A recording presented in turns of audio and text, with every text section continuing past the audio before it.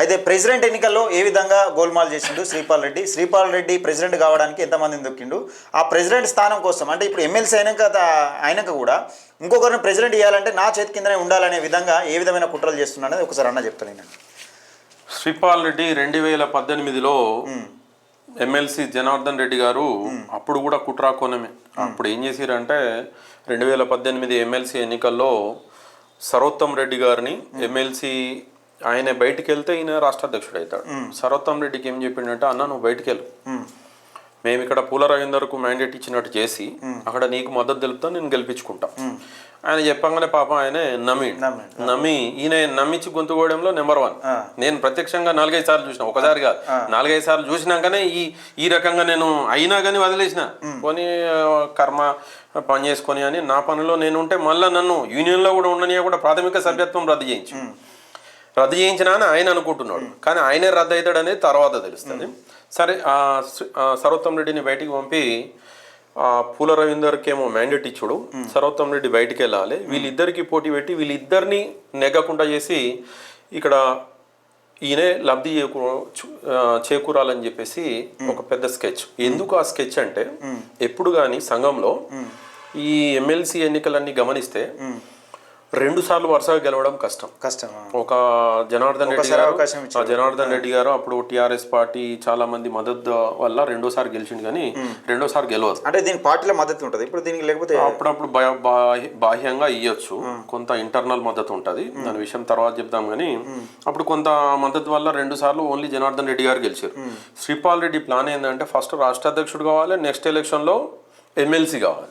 అంటే ఆయనది ఎట్లుంటుంది అంటే విజన్ 6-7 సంవత్సరాల ముందు నుంచే ఒక ఆలోచనలో ఉంటాడు. అంటే అప్పుడే ఇద్దరిని దొక్కితే నెక్స్ట్ 6 సంవత్సరాల తర్వాత నేను ఎమ్మెల్సీ కావాలి అనేటువంటి ఒక దురాలోచనతోటి ఆ ఇద్దరిని ఖతం చేసిండు. ఇటు పూల రవీందర్ గెలవాడు, అటు ఇచ్చిన సరోత్తమ్ రెడ్డి గెలవాడు, యూనియన్ నుంచి మ్యాండేట్ ఇచ్చినటువంటి పూల రవీందర్ గెలవాడు.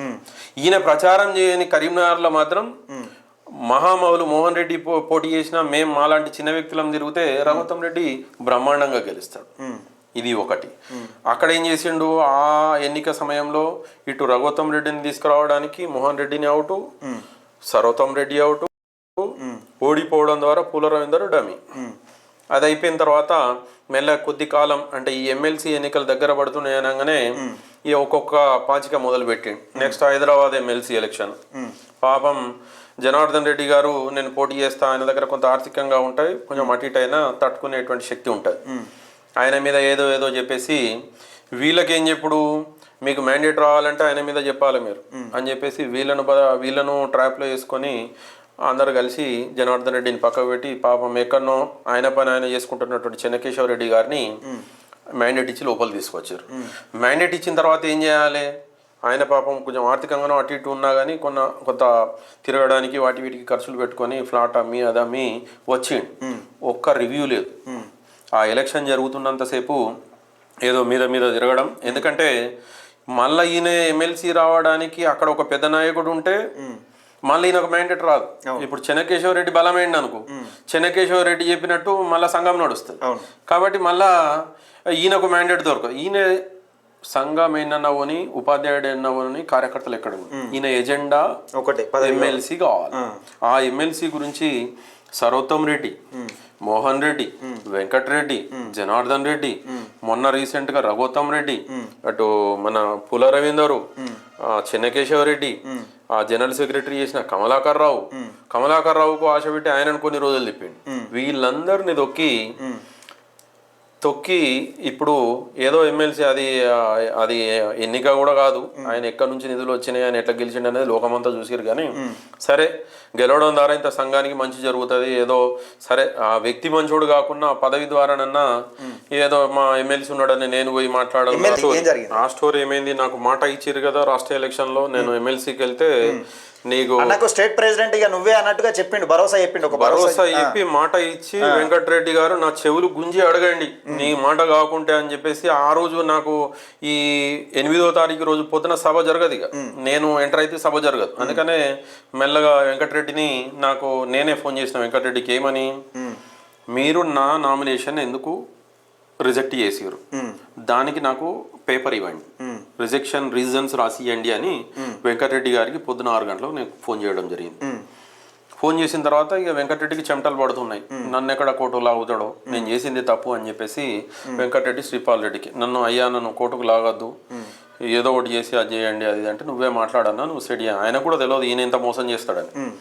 ఆయన ఎంటర్ అయి పాపం నాతోటి సురేష్ నీకేం కావాలి అన్నాడు.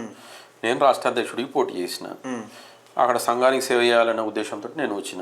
నాకు అది ఇస్తే సరిపోతాయి, ఎందుకంటే ఈయన కుట్ర నాకు ఆల్రెడీ తెలుసు. ఈయన ఎమ్మెల్సీ పోతాడు అనేది నాకు అవగాహన ఉంది.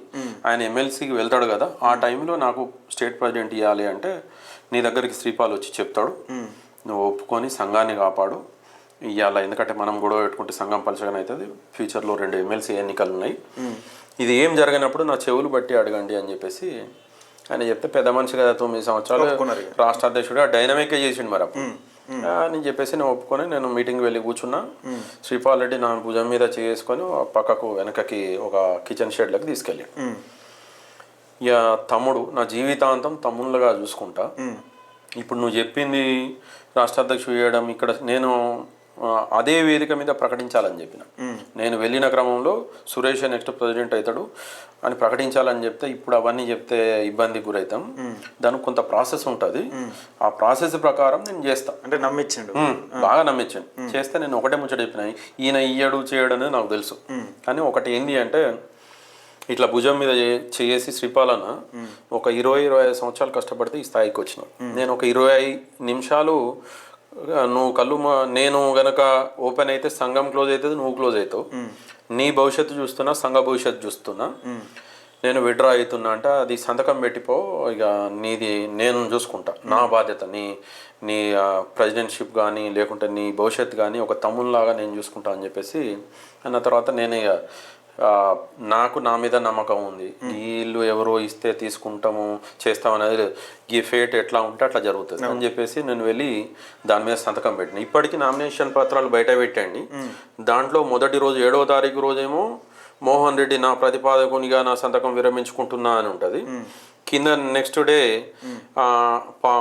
7వ తారీఖు డేట్ తోటే నేను నెక్స్ట్ డే రాసిన, ఫోరెన్సిక్ నివేదిక తీసుకుంటే తెలుస్తుంది అది కూడా, నేను విరమించుకుంటున్నాను నేను నెక్స్ట్ డే ముందు రోజు డేట్ తోటి సంతకం పెట్టిన. అట్లా పెడితే ఈయన స్టేజ్ ఎక్కి తమ్ముడు సురేష్ సహకరించిండు. ఇక నేను ఏం శాల్వాలు కప్పుకోను బోకేలు, ఎందుకంటే ఈయన ముఖం లేదు కదా, ఈయన ఎన్నికలలో గెలవలే, నేను భిక్ష వేస్తే గెలిచినటువంటి నాయకుడు. శ్రీపాల్ రెడ్డికి సంబంధించి పిఆర్టీ అధ్యక్షునిగా ఏ విధంగా ఎంత గొప్పగా అంటే ఒక రాష్ట్ర అధ్యక్షునిగా ప్రమాణ స్వీకారం చేసేటప్పుడు ఎంతైనా కొంచెం గొప్పగా ప్రమాణ స్వీకారం చేయాలని నా ప్రమాణ స్వీకారానికి అందరు సైలెంట్గా కూర్చొని నిజంగా సప్పట్లు జేజేలతోనే ఒక బాహుబలి సినిమాలు ఎట్లా జరుగుతుంది ఆ విధంగా ఎంతో ఊహించుకుంటారు. కానీ శ్రీపాల్ రెడ్డి ప్రమాణ స్వీకారం ఏ విధంగా ఎంత గొప్పగా జరిగింది అనేది ఒకసారి చూడరు ఈ వీడియోలో, అక్కడియే ఒకసారి మీరు చూడరు.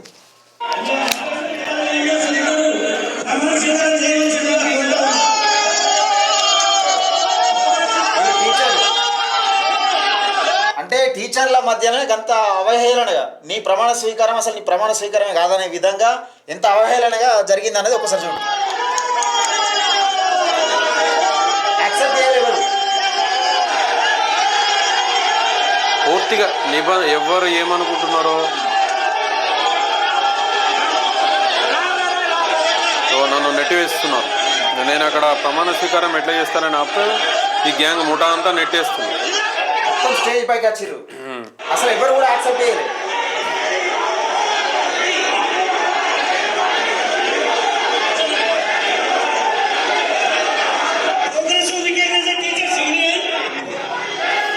ప్రమాణ స్వీకారం మొదలుపెట్టారు, ఈ గొడవ పక్క గొడవ జరుగుతూ ఉంటే ఏదెక్కడన్నా గంగలో పోని నాకు రాష్ట్ర అధ్యక్ష పదవి వస్తే చాలనే విధంగా నీ పక్క నువ్వు అంటే ఇంత అవమానం జరుగుతుంది, కనీసం నేను అర్హత కాదు, ఇంత గొడవ జరుగుతుంది, ఎందుకు జరుగుతుంది అనే దాని విషయాన్ని పక్కకెట్టి నీ ప్రమాణ స్వీకారం నువ్వు చేస్తూనే ఉండవు. అది మళ్ళీ వేలాది మంది కార్యకర్తల ముందు, అది ఎవరో మామూలుగా మందు బిర్యానీ కోసం వచ్చిన కార్యకర్తలు కాదు, వీళ్ళు గౌరవప్రదమైన టీచర్ పోస్ట్ లో ఉండి వీళ్ళు చేస్తున్న అల్లరి.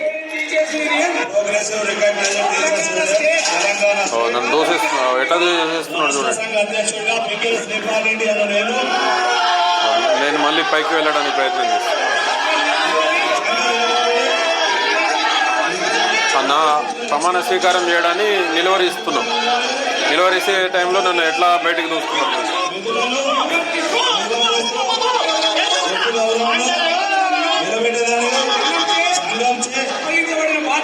అప్పగించబడిన బాధ్యతలను నిర్వహించదనని ప్రమాణం చేస్తున్నాను.